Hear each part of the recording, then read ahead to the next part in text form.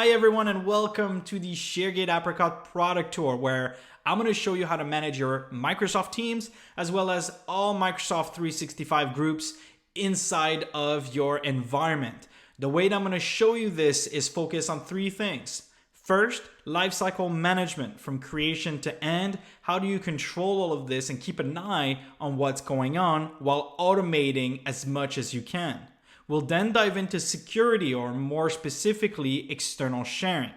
Now, all of this I'll be showing you using our collaborative governance. What does that mean? We'll show you how to automate this and scale with the help of your group owners. So let's dive in with our navigation. First, we have the dashboard that gives us a bird's eye view of what's happening, and we'll get back to it shortly. We have a full-blown groups page that gives us all the details we need at a high level, but also allows us to deep dive into every bit of a detail of a group so that we can figure out what's going on and deal with it. We have an advanced filtering on the side that allows you to search and find exactly what you're looking for as well. An activity page that tells you everything happening in your tenant, as well as using ShareGate Apricot. An archive center for you to navigate and restore things you may have archived. But let's start with the settings. Now, we said we want to cover two things: lifecycle management and security through external sharing. Now, I talked to you about collaborative governance, which is collaborating with group owners to find the answers for those hard to find questions. Now, as you set up policies, you may want to automatically communicate with a group owner to find the answer. And for this, we allow you to completely configure how this email is sent if it's using an email. So you can choose who the sender will be, and I always like to use someone they know, such as myself. We can also configure a do not disturb list for people we do not want to communicate with. Now remember, all of the policies that we'll be talking about can be managed manually, meaning you don't have to contact group owners for everything you find. However, when you're trying to scale and use as teams as possible, you're trying to use groups, you want to make sure that you can automatically manage all of these things being created and shared all the time across your environment. In a best case scenario, we want to put the things in place that allows us to turn self-service on with full confidence. First, let's talk about lifecycle management. What are we talking about with lifecycle? Well, we want to manage things that are being created as they live, and of course, when they're to be decommissioned or archived. But let's start with creating new Office 365 groups. Now, one thing that I absolutely want to know is why were they created? And for this, we're introducing group categorization. Now, this allows you to manually tag each of your groups in your environment to find out which of these labels or group purposes they're for, or which one is relevant to them. Now, you may be thinking, okay, I want to go to the groups page. I want to see all of these groups and manually add these group purposes. So you can click on them and choose which group purpose you would like to tag this group with. Now, in many cases, you simply won't be sure, as other people are creating groups and teams everywhere in your environment. So for that, in your settings, you'll be able to activate our Microsoft Teams chatbot, which, whenever a new group is created, will contact the group owners to ask them from that list of labels which one is appropriate for tagging their group. This allows you to leverage the scale of your group owners and your groups in your environment and find out the answer for what you're looking for. Now, as we continue to innovate and build within this feature, you'll see the ability to also set settings automatically with new sensitivity labels coming very shortly. Now, of course, you want to monitor what groups have been created, and the dashboard is very useful for that, as we show you at any point in time your newly created groups in the last 10 days. But you can also use the filters to find them for a relevant date and time.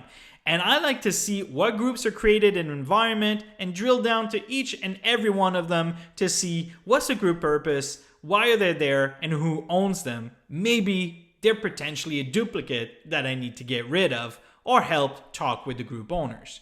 So this tells me that using Apricot, I'm able to categorize my groups, very soon be able to apply settings automatically, and I'm able to monitor all newly created groups and their details. Now, over time, it's possible that people or users leave the company, their account gets deactivated or deleted, and you get a group with no owners. And we call this an orphaned group. This means that there's literally no one to take care of that group, which is either to manage permissions or change settings around the group and its products. So here we'll be able to show you very quickly which one of these groups are without an owner and help you choose based on recommendations on activity who should be potentially the new group owner. Now we see that there are two other users that have been active. You can select Lynn the planner and add them as the owner of this new group in question. Now all of this will be monitored through activity as well, so we can see what happened and when. Now if I go back to settings and we talk about lifecycle management, I know that ShareGate Apricot can help me group categorization with the help of a Microsoft Teams chatbot.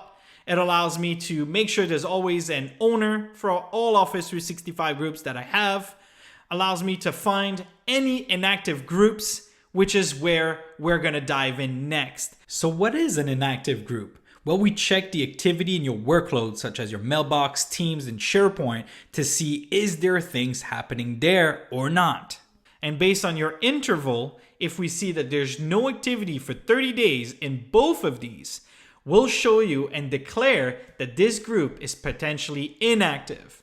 You can use the filters over here on the left to find exactly which Office 365 groups are inactive. You can also jump directly from the dashboard. Now here, I'll be able to see all of my Office 365 groups that are no longer active in the last 30 days. And we also show you which apps they used and which ones have no longer any activity, from the mailbox, the calendar, the SharePoint sites, and Microsoft Teams as well. Now we have two methods here. You can manually take any of your groups and choose to archive them. Now when you archive them, we'll store them into our own Azure storage securely, or you can also plug your own custom Azure storage. That is completely up to you.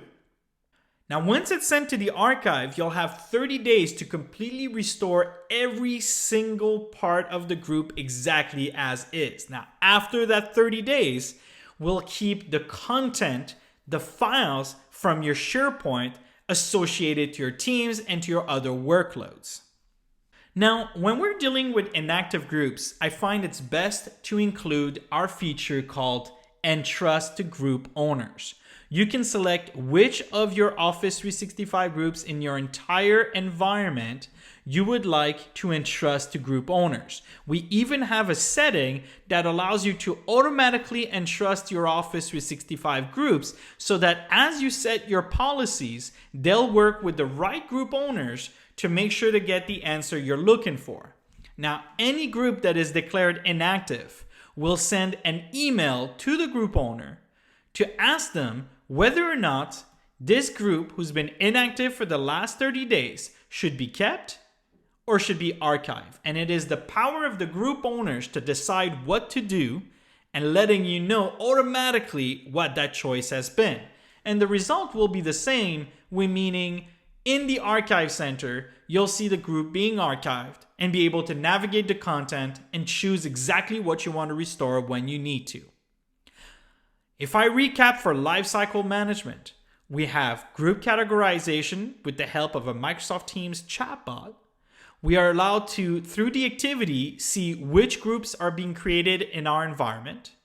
We're able to always maintain an active group owner so that your groups don't become orphan groups. And of course, the very powerful inactive groups that allows you to detect them, deal with them yourself, or automate the process with group owners to remove them and store them into the archive. Now, the value of storing these things in an archive and actually removing them from your environment means that your end users on a day-to-day basis will have a relevant and fresh environment with navigation that doesn't point to stale or old content and a search experience that only keeps the latest and greatest content and not the previous versions that we're not supposed to look into. However, you'll feel safe because you'll always have an archive to go back to. Now, from a security standpoint, I always want to make sure that external sharing is enabled but under control.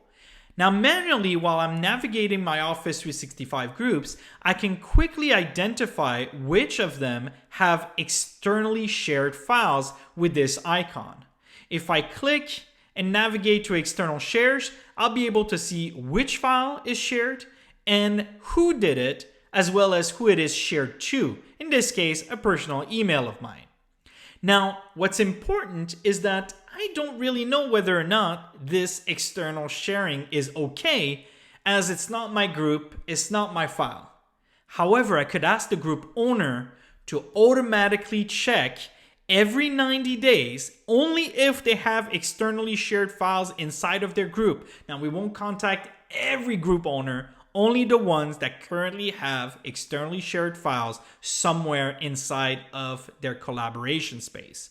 And you can choose to do this every 90 days. You can choose when it begins, and we'll send them a review process and let you know exactly which groups were reviewed and which ones were not.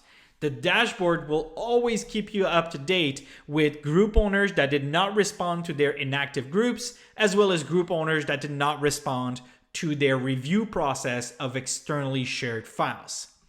ShareGate Apricot allows you to scale in your environment with the help of your group owners, helping them use all of the features that come through Teams, SharePoint, and externally shared files by making sure their lifecycle is under control and a valid review process is in place at all times. There's a lot more coming in ShareGate Apricot, whether it's for your lifecycle management or security, so stay tuned and I'll see you soon.